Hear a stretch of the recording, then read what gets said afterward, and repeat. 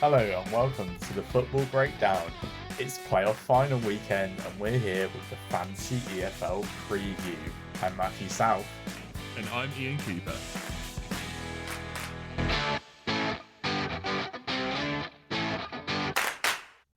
Yes, hello and welcome the last Fantasy EFL preview show of the season. Ian, how are you doing? Yeah, really good, thank you. Excited for this episode. In theory, it should be really easy with a small pool of players. We've got so much data over the whole season to pick them from. And yeah, I'm really struggling, so it's going to be fun. How are you doing? Yeah, agreed. Yeah, no, I'm doing well. I'm excited. I'm excited for the games. I'm hoping to be at two of the three games this weekend, so I'm looking forward to that. But yeah, as it comes to picking this team, it's tough because yeah, the pool of players to choose from is really small, and I found myself kind of at the moment in my draft just kind of leaning into just picking players from teams I think I'm going to win. So I think the interesting thing as we go on will be to see what sort of players we can kind of pick from, even if we don't fancy their team to win the game as well, kind of cover all bases, I think. But before we get into the finals, shall we have a quick recap of our second leg results? How did you get on? Not too bad on 66 points. I'll sort of take it. I had a couple of players that just didn't really perform that I expected to, and only one of my teams got into the final, so that's probably where I've hit my points there. I captained Owen Goodman. I know it sounds a bit silly because they're so limited in goalkeepers, but I was just so sure of the clean sheet, so I'll take 14 points on the captain there. Happy with that. Annoyingly, Lloyd Jones got 14 points without the captain, and that was the other player I was certain of, so I just went the wrong way around there. The assist certainly helps with his points, and I had Amidozic with 8 points again. It was the same sort of profile as the first week, just a couple of tweaks. First tweak was Ethan Pye, and sadly only the 4 points. Got 9 clearances, which I was pretty happy with, but yeah, 4 points not ideal there. My midfield 2 went Ollie Norwood again. Interestingly, got 5 points. That was just from 2 minutes of minutes played, but 7 key passes. Unfortunate that nothing turned into anything better, but 7 key passes is amazing. My other centre mid, I went for Taylor Allen. I was hoping for the interceptions. Amazingly, didn't get a single one. I got 1 point for him because he got a yellow card, so that one really hurts. And then I went Ephron, Mason Clark, got the goal. Wasn't expecting the goal to go in the way it did. Certainly didn't expect him to score a header, but delighted to get that one. I feel that was quite an outside pick for me. And then my two teams were Wimbledon, who obviously qualified and got a 1-0 win, so that was 9 points there. And the other team was Stockport, so only 3 points for that one for the draw. How did you get on? Yeah, it was a much better week for me compared to the first week. I got 89 points. Goodman and goal as well. I captained Jones. I was very big, and as were a lot of people on Dan Ballard, was so certain of that one. And yeah, him scoring the winner, um, obviously was a big pull to get him up to 15 points, but his 19 clearances again, just coming in huge with that for a +6 there. And I also had Enzo Lefay, who took the corner to set up Ballard. So I had Yeah, lovely. what effectively was I gained 10 points basically in that single minute thanks to that goal. So I was happy with that. Lefay ended up on 9 points as well because he did grab a couple of those interceptions too, and a lot of key passes there. I had Riley Harbottle in defence. Honestly, just the Wimbledon defence for me recently has just been coming unstuck. I picked Johnson in the first game. He was the one who came off before the hour mark, and only got 1 point. I picked Harbottle in this game. He got booked in the first half, so despite making 4 tackles, he was hauled at half time. In the second game, and he only ended up with 2 points for me because he also got booked. And really, the player who I should have been looking at for both games was Joe Lewis, who got 27 points over the 2 legs, including 17 in that second one. So yeah, a bit frustrating that I was so confident of those Wimbledon clean sheets that I just couldn't nail down the centre back to pick. So that was frustrating. I also had Norwood in midfield, and I had Kelman up top. After I took him out last week, I just couldn't do the same again. But just 3 points for him. I had Charlton to win though, and I also had Sheffield United to win. So was pretty happy with both of those. Sheffield United as well. The only team I'm pretty sure who would have got the full 11. I'm pretty yeah, they would have got the full 11 points. I think they're the only ones to get the full 11. So happy to be on with that. My app was also teasing me throughout the week as it kept telling me I had picked Michael Cooper in goal after I really was considering it and made the change last minute. And he got 11 points, so he outscored Goodman by 4. And every time I loaded up the laptop version, it had Goodman in goal for me. And every time I opened up the phone version, it told me I had Cooper in goal, but it wasn't counting those points. So it was a bit frustrating to stare at that for the week until it eventually sorted itself out. But yeah, no, a really good week for me after what was, I think, a pretty mediocre first leg. I was definitely happy with how the second one went. So yeah, moving into this week then, and I think yeah, it's going to be tough. We have a few rule changes, I guess, or setup changes. There, we're picking a winner from all 3 games. So yeah, you're picking instead of picking 2 teams, there's 3 teams on offer.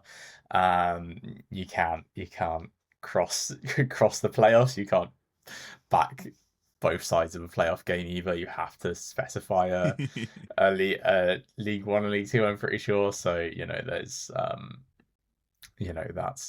that is I guess one thing. I'm just going to double check. You can't do that. No, yeah, you can't do that. No, you Yeah, can't. so you have to pick one from every single final. But you can also pick, I believe, it's up to 4 players from a single team as well. So that limit has been raised too.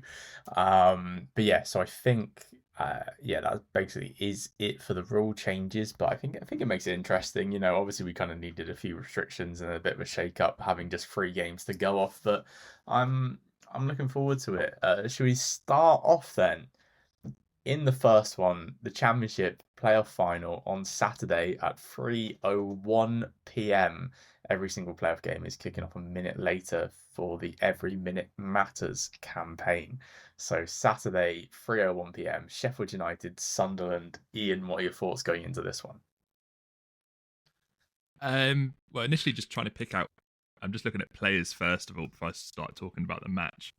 I've got an interesting theory.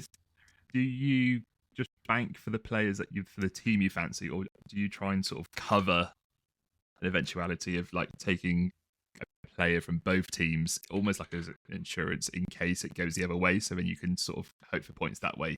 It's really hard to know whether to fully commit to what you feel like is going to happen, or to just sort of just edge your bets, really. Yeah, I think it's an interesting thing that's probably going to come up throughout the show. I think the first thing that pops into my head is that over the two legs, the player that stood out from both teams has absolutely been Dan Ballard. But I am favouring probably Sheffield United in like my initial thought process. So straight away the player I want from that game is Ballard, but the team I want is Sheffield United. So I'm already contradicting myself. So it really depends on then how do I think this game is going to play out, because the longer it stays level, or even if I think Sunderland can nick a goal early on or something, the more it puts weight on me picking Ballard, because he's proven in 2 games that he doesn't need a clean sheet to get a high points return. And I think Sheffield United will eventually score, especially if Coventry managed to go on both legs. I think Sheffield United are perfectly capable of scoring in this final as well. So without the need for the clean sheet, but his big things are the clearances. Sheffield United are a different style of team to Coventry. They then like Coventry like having the ball and they like putting lots of crosses in. Sheffield United are very direct and aren't going to put too many crosses in, even though they have players capable of doing so. Um, so maybe there is an angle there for Ballard, but then it's like the moment, like if Sheffield United score, if you think Sheffield United are going to score and kind of sit back and counter attack, those clearance numbers aren't going to rack up as much as you'd like. I think that's my one concern. So basically, I think to answer your question, I think you definitely can cover both bases, but it really depends on your vision of the game and how you think it can go. Yeah, no, that's fair. I'm about to say, talking of other top scorers that are going into this with a lot of fantasy form, shall we say, is Harrison Burrows. 4 goal contributions over those 2 semi-final legs. It's really hard to ignore, but then it's just so scary at the fact that you need him to score or get an assist in the final to really match those sort of point returns. So yeah, it's really interesting to see. I want someone that's scoring well, but it almost feels more repeatable. Yeah, agreed. You want the consistency. You come into the finals, and when you have players who have a lot of deviation in their point scoring, Burrows is either a winner or he's a two-pointer. So it's definitely tough on that side of things. So I do agree with you there that um, risking or not risking, but taking a player who you need to like turn up. But he has done in both playoff semis. I had Yeah, it's almost my something. It's almost something you can't knock. If you're going to do it in both semi-finals, I can't then go and say, "Oh, I'm not too certain about it," because he's just proven that he clearly can in these crunch games. Yeah, I'm pretty sure last time I recorded, I had my reservations of picking him to do it again in the playoff semi, and he kind of did do it again in the second leg. So, yeah, I agreed. Like, he's popped up in both legs. You would kind of then back him to do it again. I think he also has that thing of he plays like a lot of minutes now. He's when they Yes, he make a does. change, they push him out to the wing, right, and from left back. So it's also as the game gets, as the game goes, if Sheffield United are 1-0 up, he's going to kind of have that license to roam down that left wing and pop up with a goal and an assist. Um, and also he does have a record at Wembley. He did play there for Peterborough and scored in the EFL Trophy final last season. Um, so I mean, there is that. Yeah, and of He course has. in the sorry, yeah, but I said just and of course in the first leg he was on the penalty. He's on the penalty as well, so that's just another thing to throw in there. Exactly, exactly. Yeah, he scored. Well, he scored. Did he score both goals? I feel like he might have scored both goals when they won the EFL Trophy. He did. He did score both goals. So he's already got 2 Wembley goals. So it's the occasion. He'll be up for the occasion. He'll be looking to add to that. I think Burrows is a player that definitely in with a shout, like we say. And if he's on penalties, as you added, it's definitely worth mentioning. Is there anyone from Sunderland who sticks out to you? I mean, Enzo Lefebvre certainly right up there. He scored what on average 10 points in both the semi-finals. With an assist in both games, which obviously helps. But the assist for midfielders is only 3 points. It's not, you can't really say his points as total have skewed too much just because of the assist. Like he's got what 2 interceptions in the first game, 1 interception in the second game, multiple key passes, and he plays the full game. He played 120 minutes in the second leg, 90 minutes in the first leg.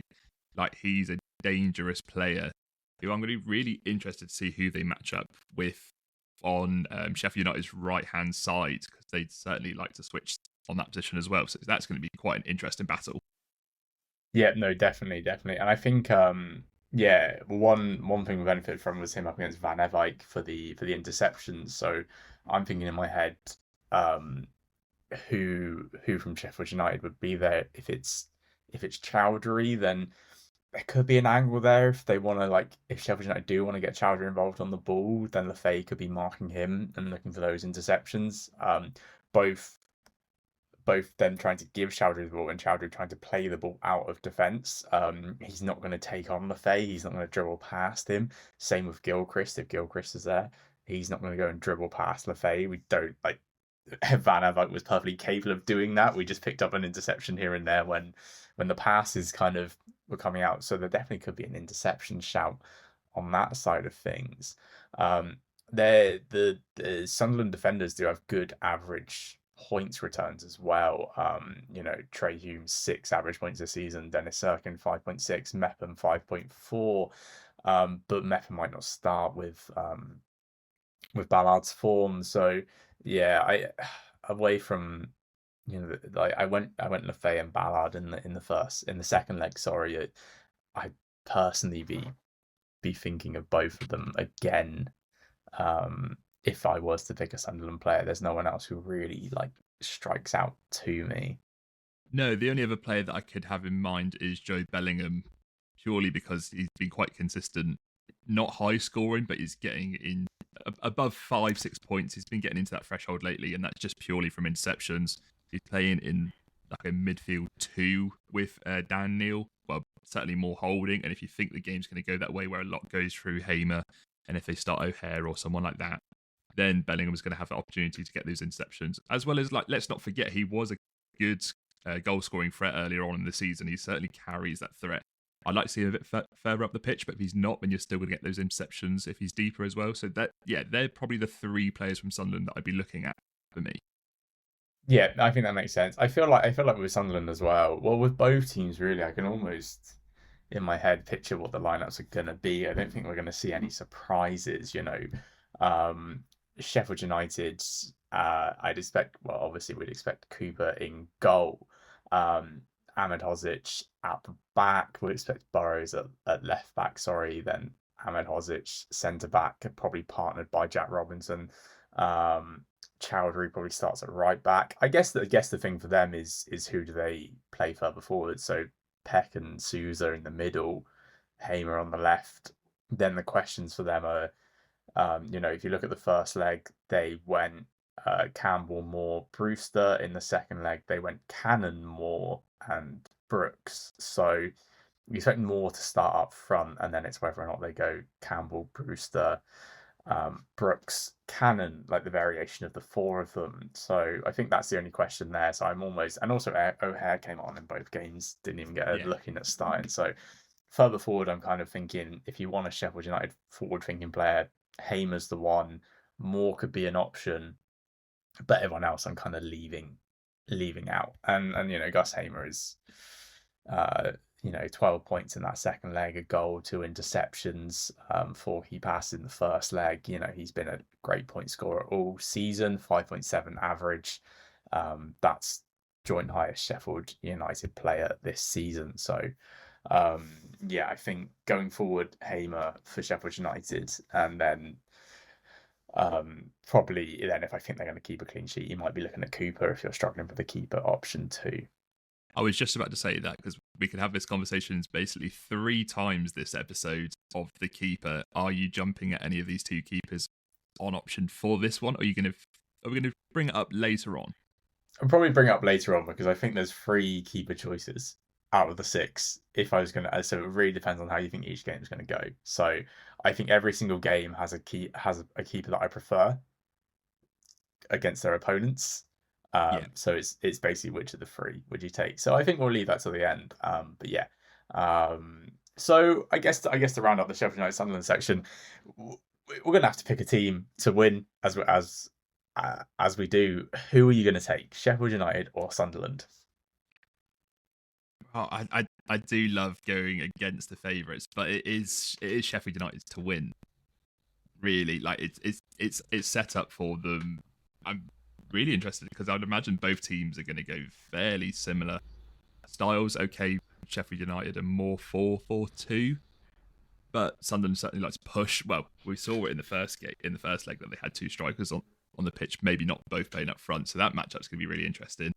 I just like the match winners of people like Hamer, having Burrows there, and the fact you've got Michael Cooper in the back. I do favour Sheffield United here.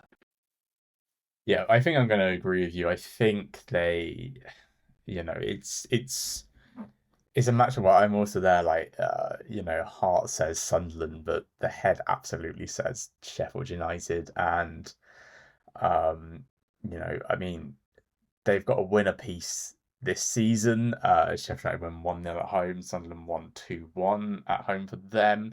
That game is more recently, but it was all the way back on New Year's Day, I'm pretty sure. So it's not even Yes. like it's that recent. Lots has gone on since. I think Sunderland's best. I feel like this game they're both going to try and cancel each other out. They're both going to try and almost sit back, invite the other one on, and look to counter, as they often do quite well. So I just think Sheffield United just edged that kind of thing for me, and I feel like I think when we came to the playoffs, I said I think they're the best of the four. I still think they're the best of the four. They've done absolutely nothing wrong so far. They've been perfect. So Sheffield United for me to win this one, I think is very much. I expect it to be a heavy picked thing. They are 76.3 selected at the time of recording. So yeah, it seems like three quarters of the players are also backing Sheffield United to win here.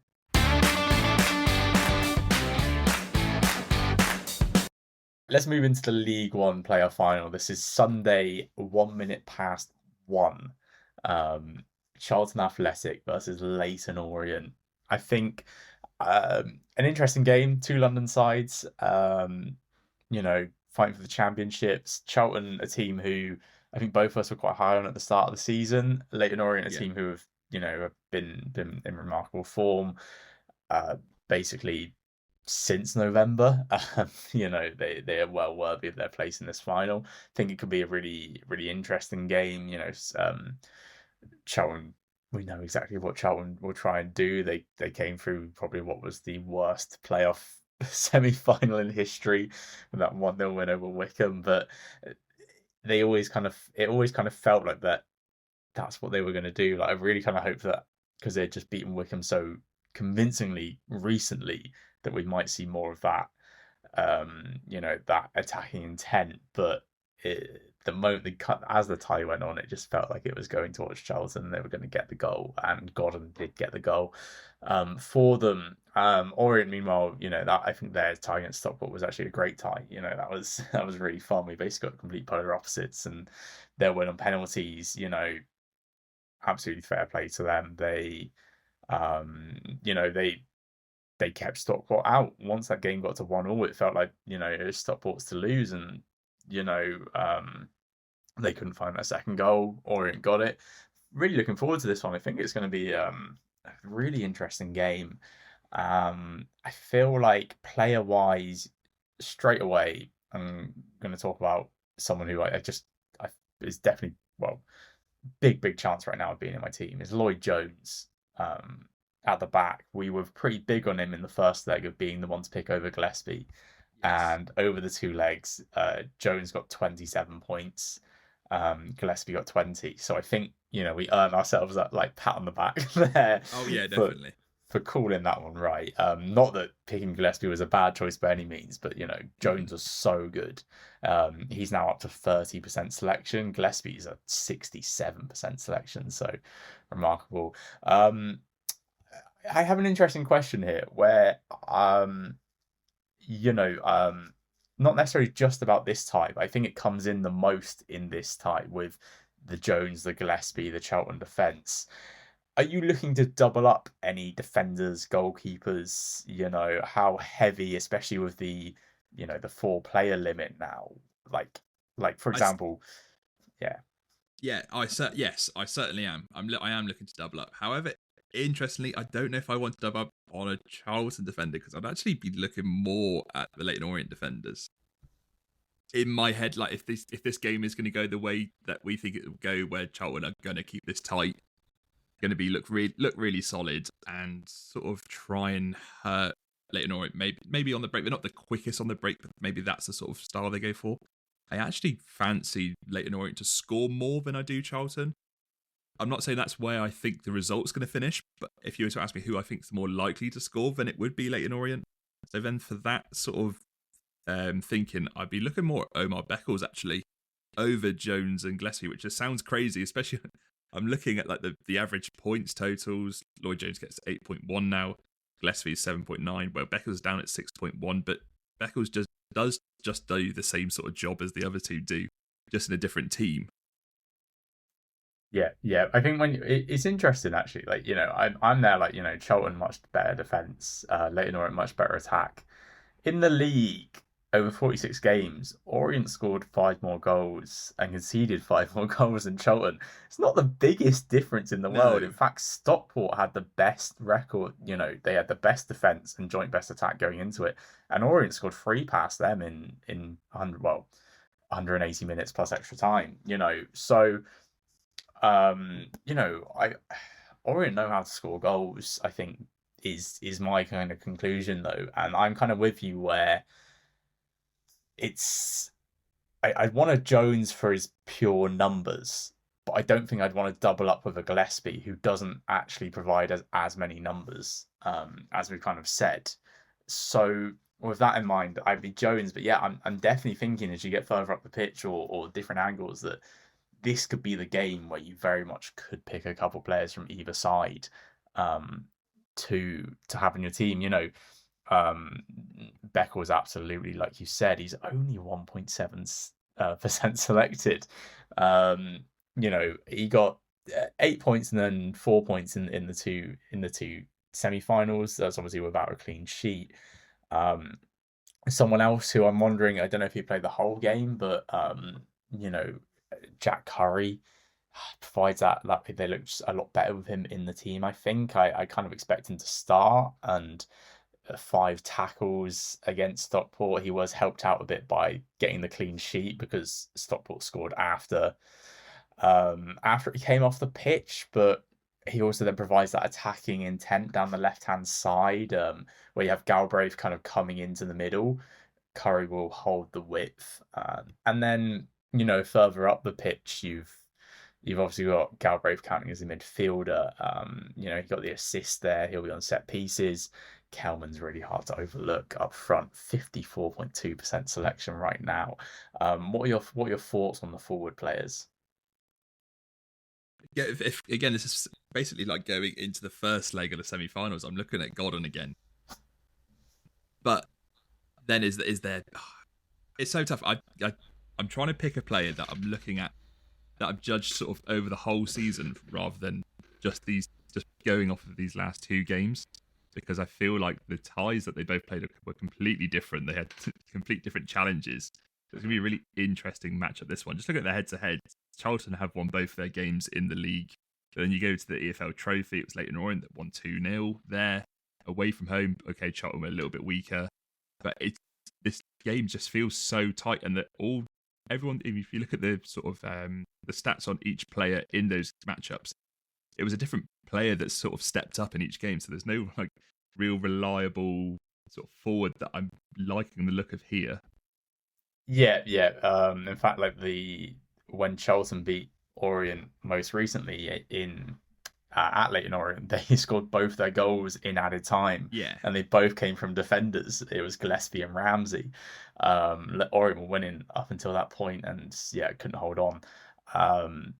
So it's an interesting concept. It's almost that thing of the Charlton goals. As much as Godden's been brilliant this season, there's no like secondary scorer. It's like everyone else chips in.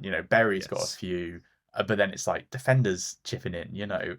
Um, it feels like it's the thing that as much as I've been like, Jones is the one to take over Gillespie. It's what I get about the Gillespie draw is like he does have those goal numbers, but then Jones has those chances too. A lot of their defenders will have those chances. They will come if Charlton need a goal. So it's very hard. Like this is one where I'm like, if you're not taking Kelman or Godden, I'd probably be leaving the attacking midfielders alone. The only midfielder I'm kind of thinking of is maybe like a Connor Coventry for those interceptions he gets. Yeah. But I'm not really thinking of, I think like Donnelly's a hard one to go for. For example, your Adjies and your Williams. It's really hard to kind of go for them from a Cheltenham perspective. Berry and Doherty, I think, are hard to really, convince me that they're better options than others out elsewhere. The issue about Connor Coventry as well is he picked up 2 points and then 2 points in the two playoff semi-final games.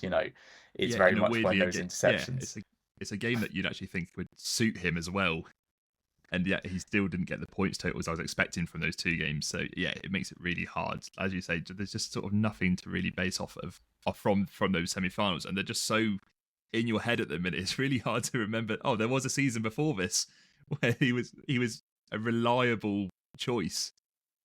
So it's really strange how in my head I'm now debating it, where before that I would have gone, yeah, no, he's perfect for what I'm looking for. Yeah, no, exactly. So yeah, I do think this is a really interesting tie, and I think the players I'm kind of thinking of Jones at the back, and then a Godden or a Kelman. Kelman and Jones kind of counteract each other a little bit, which is almost limits your points in one way because one will be taken away from the other if that does happen. But at the same time, I'm sure I'm like I can also see Charlton scoring. I just don't know who's going to get the goal. If it's going to be Godwin or someone else. Whereas if Orient were to score, I'd be like, I could definitely see it being Kelman. He's going to be on Oh pens as well. yes, So, yeah, definitely. yeah. So I guess then round off this then is Charlton or Leighton Orient. Who are you picking? Well, I feel like I have it. I owe Leighton Orient a selection here, based on the fact that we both went and watched them together at home against Northampton. We saw them lose. They were on a bit of a poor run, and we both said to each other, "Well, that's their season done. I don't see how they're going to get into the playoffs." Never mind getting into the playoffs, and they then proved that they can beat a Stockport side who I tipped in the first episode of the semi-finals as that's who I thought was going to come through the whole thing. I just can't quite ignore that they are resolute. I know they're not indestructible, but they have the goal threat up front a lot more than Charlton do. I just believe that they're more likely to score. And if this game might be really tight, then I just think that more likelihood of scoring will see them through. So I'm actually going Leighton Orient for this one. Yeah, yeah. Do you know what is interesting? If this was Charlton Stockport, I would probably be picking Stockport. I think I'm with you there that they're the team that I did fancy to get through this. I'm gonna go Charlton here. Yeah, okay. I I do I like it, yeah. yeah, I'm really torn and yeah, that I think it's that first hand of experience of we've watched Orient just play like an hour of terrible football when we are there, like a bit out of nowhere. And I'm not saying Charlton can't do that, but it's like Charlton are pretty stubborn in the way they play, but they can kind of turn it on when they need to. We've seen this not that long ago, like in the last month, they scored 4 goals away at Wickham, for example. When Oh yeah. when it Yeah. ticks, it goes. Orient, Orient, I feel like I know what I'm getting, and when they can't find the back of the net, when the chances don't come, they're always up for conceding a goal. So I feel like for me, I can see Charlton winning this, but I can see both teams scoring. I could see this being like a 2-1 Charlton. I could also see it being a 2-1 Orient. I could see this going to penalties. I'm going to take Charlton with the experience they have, though, to get this one done.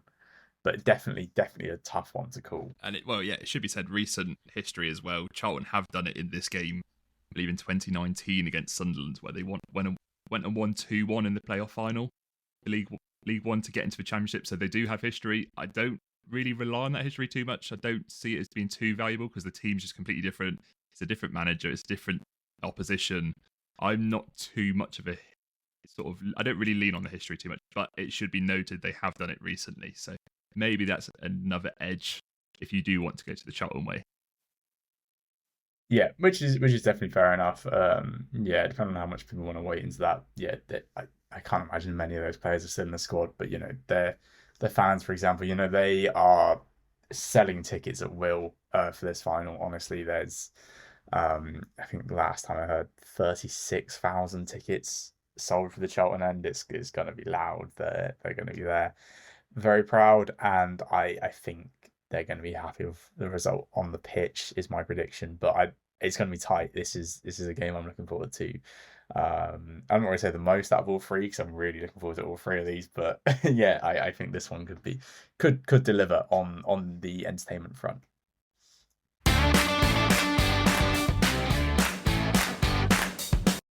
Now into the final playoff final of the weekend. It is the League Two playoff final between AFC Wimbledon and Walsall.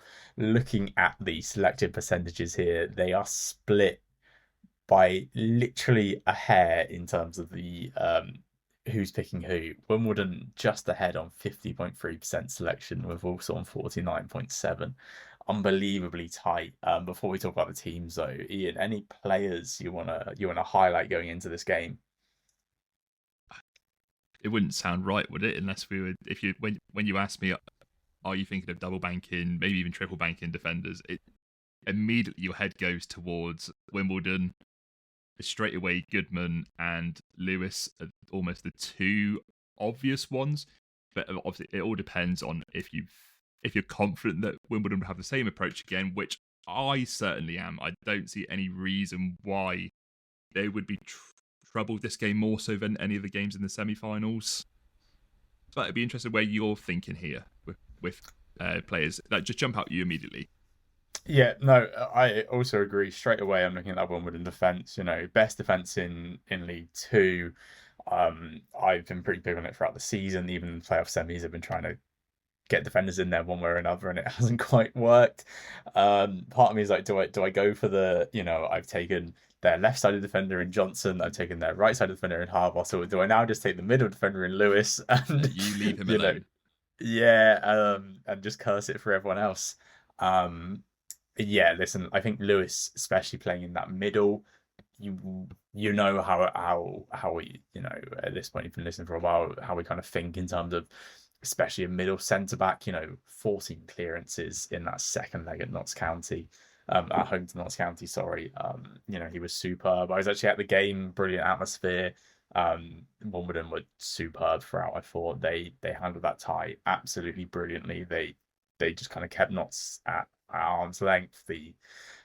When they needed Goodman to make a save, he did, but I think he only made one in the whole game. So, every other chance, Notts County basically put wide. So, yeah, I'm basically on board with going straight back into to taking Goodman and Lewis this time instead of Goodman and Harbottle. You could throw in Johnson. I think with you have Isaac Gondare on the bench, who is also a really good centre back. The moment that Johnny Jackson thinks that one of them is a bit tired or just getting caught out a little bit, he just makes that sub, and that's the one issue. It's Harbottle and Johnson have both faced that sub in the semis. I don't see Lewis facing that sub because he is the middle centre back. It's slightly different role, Yes.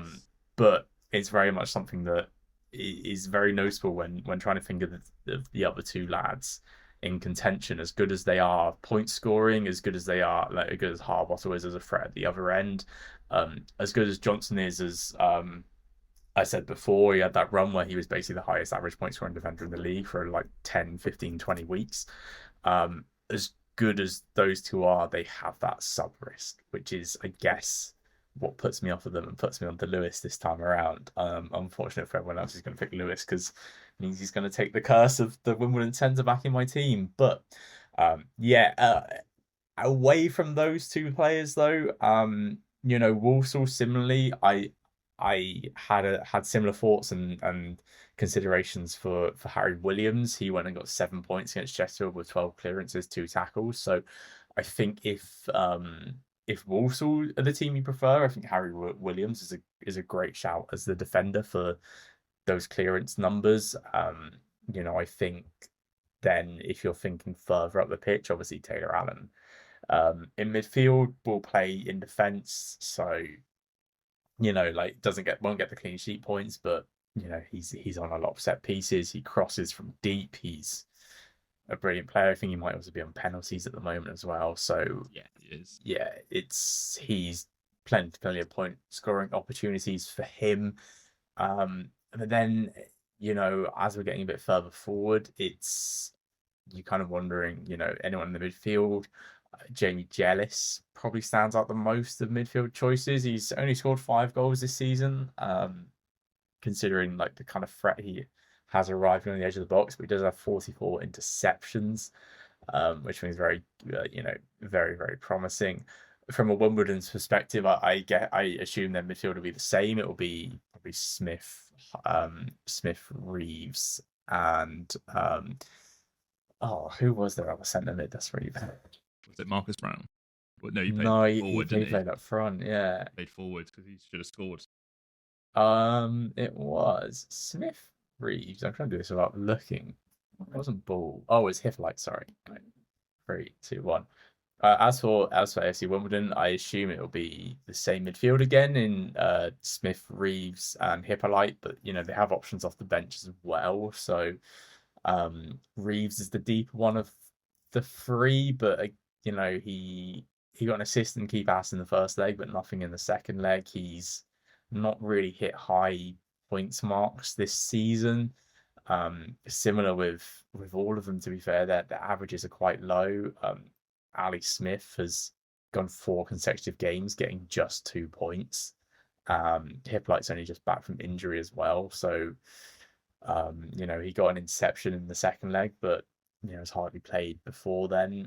And then you're kind of leaning, and then you kind of end up on the strikers, and Walsall have been sharing the goals around recently, but then before then they weren't scoring at all. So it's a tough one there. Stevens had a good chance in the second leg, was saved, isn't really scoring at the moment. As we get further forward in this game, I'm definitely being put off of anyone. I don't know about you. Yeah, and it's not just from what they did in the semi-finals; it's the sort of the run-in as well. We've not seen Stevens score for a long time, which is really interesting because he's actually selected at 21.1%.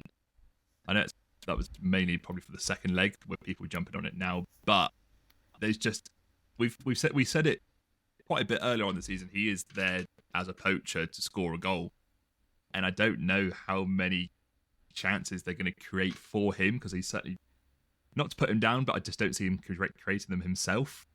He needs that supply, and I just don't know if it's the sort of game that he'll get that supply, especially if he's not had a lot of it lately. As for the Walsall, their main striker is still Jamil Matt. They've sort of changed a bit of the formation when they're not playing 2 out-and-out strikers. They have more midfielders advancing to try and help him out. But he's one of the first ones that gets subbed off the pitch if he hasn't scored. And ideally, I want a forward that's going to see the game out. But especially if you look at that in that second leg, both their goals came from the bench, with Albert Adoma supplying both of them, but also off of the bench as well. So it's just really, this might be a game. If you are looking for a forward, fair enough, that's very brave, but I would certainly wait until the lineups come out before committing to someone else. And by that time, you've seen 2 other games. You've seen whoever scored, you'll be kicking yourself going, of course, they were the ones that scored. Why didn't I bank that? And now I've left myself with this game to try and find a goal scorer, which I just think is going to be really tough. Exactly. Yeah. Fully agree. Fully agree. I think all basically both Wimbledon strikers came off. Brown had 2 chances in the game to score. Like kind of he was providing the legs, running through on goal a couple of times over the top. So depending on how you think the game's going to go, if Walsall give up those kind of chances, then Brown is more of the runner, Stevens more of the poacher.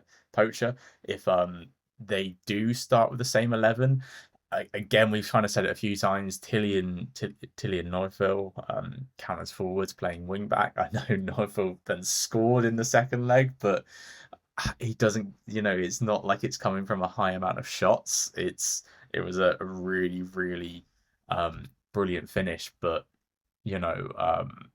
it's not necessarily something we can bank on happening every single week. And it's kind of same with Tilly, like yeah, he'll be on corners and stuff. So, but doesn't really have the points consistently to go with it. So yeah, I think it's tough, like picking a forward from this game. The Walsall concerns, as you said, like you want to pick someone who starts. This being the last playoff game as well means you would have missed all your other opportunities, which is why I feel like I'm going to be staying away from forwards here. And then should we round off with the team that you're fancying for this game? Sure, yeah. I am going to take Wimbledon. I think it's a really tough call, and part of me feels like if both teams turn up and play to the best of their ability, Walsall should win this one.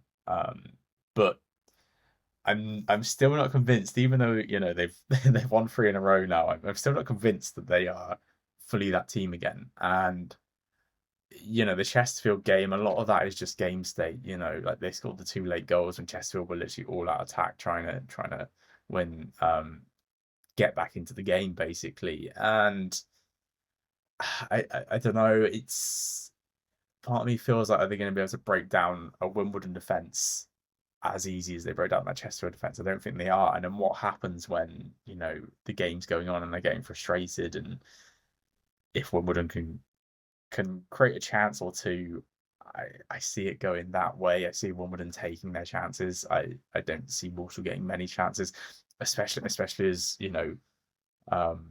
Wimbledon kept a Notts County side who haven't scored as many as Walsall this season, but have scored a fair few goals.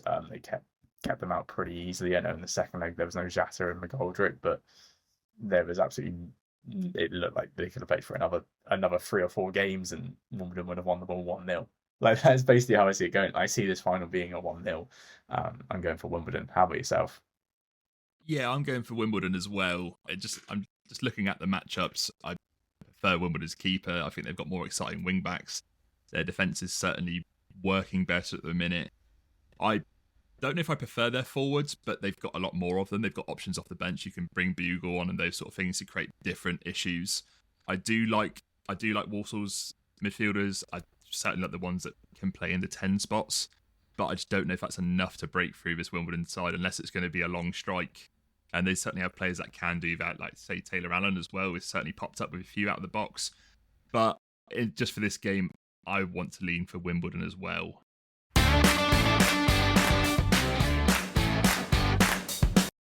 So we've picked all three of our teams to win, but Ian, how is your starting seven starting to look ahead of this weekend? Sure. So yeah, I've got an initial rough sort of draft at the minute. I am going to go for 3 defenders, 2 midfielders, and 1 forwards. And I'm in goal. I've got Owen Goodman. Right now, my defensive 3 are Joe Lewis, Lloyd Jones, and Omar Beckles. My midfield 2 is Harrison Burrows and Gus Hamer. So I've gone double Sheffield United in the midfielders there. I just think if they do have match winners, it will be coming from one of these 2. And up front, I have Charlie Kellman. Very good, very good. At the moment for myself, I've got Goodman in goal. I've gone Jones, Lewis, and I am going to go Ballard in defence. In midfield, I've gone Hamer, and I'm also considering taking Connor Coventry, but his semi-finals really do put me off. So instead, I'm actually gonna switch that one out. And for now, I'm going to place in Ethan Galbraith, and up front, I'm going to go Matty Godden. Like it, very similar, but there's just some key differences, interestingly, Yeah. from the same games as well, which I really like. So that brings us to the end of the show then. Ian, quickly tell me, which playoff final are you looking forward to the most? I'm really looking forward to League Two actually, because I don't know if it's going to be the best football we're going to see. It's teams that just weren't really in the best of form getting into the playoffs, but they've both shown really, really strong performances to get to the final. So I just think it's a really intriguing matchup. I don't know which team's going to turn up. I don't know if Wimbledon are going to go for their same sort of approach, but I'm just really fascinated by that one. Don't get me wrong, the other 2 are brilliant. I'm really excited for the Leyton Orient Charlton. Weirdly, Sheffield United Sunderland, in my head, it might be a bit drab. I think it's going to be quite cagey, but certainly the atmosphere will counteract that anyway. Which one are you looking forward to? Yeah, I I guess I can't really say the same answer as you. So I'm gonna go for the League One playoff final. I think it's the one where you've got 2 teams who just play completely different styles of football but could throw up a really entertaining game. I think the championship is the one where it feels like we have a clearer favourite to win, so it's the one that could throw up the biggest surprise, and I think that could be exciting if Sunderland take that game to Sheffield United, if they can grab the win, I think that will be amazing. And League Two, yeah, I think League Two is going to be a really really good fun. I'm really intrigued to see how I think both teams is the more the stories of their season. If Walsall can salvage promotion from the jaws of staying in League Two, then Yeah, they'll get over that slump they've had. I think for Wimbledon, it'll just be a continuation of the improvement they've been making year on year in League Two, and that'll be brilliant. So yeah, I'm looking forward to that one. But yeah, do follow us on our socials at X on X at FBBD Pod, and on Blue Sky at Football Breakdown. We'll post our full teams before kickoffs on Saturday. We'll probably try and be more active on there too throughout the week. Thank you all for listening as well. It's been a really great season. This is the last one, so yeah, really enjoyed playing Fantasy EFL this year, and we'll be back again in the new year for these podcasts. Thank you, Ian, thank you, Matthew. and take it easy.